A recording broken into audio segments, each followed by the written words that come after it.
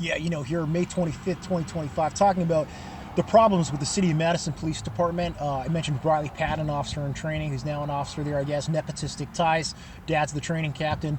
Not there on performance, but there because he's someone's son, and also not supervised and trained. And when someone files a complaint on him, there's no accountability because, again, he has these nepotistic ties versus, being able to outperform someone in terms of being just objectively able to do the tasks out there in the field, which obviously creates a tremendous liability on the city. I think his employer, not just the department, but the actual city of Madison, who needs to do better in terms of body cams, needs to do better. If an officer wants to be on their department, they should have to go through the training on a different agency and then transfer over laterally after they've proven themselves where their literal dad's not the captain. And even if they were trying to become a police officer in the city of Madison's department, their literal dad should not be the one deciding whether they pass through the training. It should be someone objective, and it's hard to have any objectivity. But if it's the literal dad, it's highly likelihood there's going to be, he's going to want his son to do well versus someone who's going to be objectively looking at the performance and that kind of thing. So we know there's been complaints filed on Riley Patton for perjury, for lying as a police officer, for snickering, for giggling, for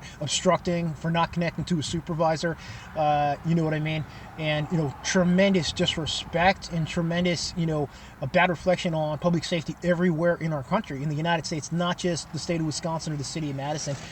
So I think it's important to talk about that and say, hey, we've got a problem with this city doesn't have a body camera on.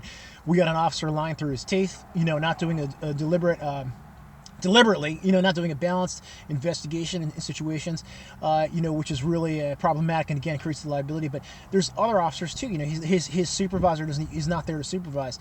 And his training partner is not there to train properly. So it's the system around him didn't set him up for success. We can see that it's not. But the reason he failed is not just his own volition. It's because the people aren't training him properly and supervising him properly.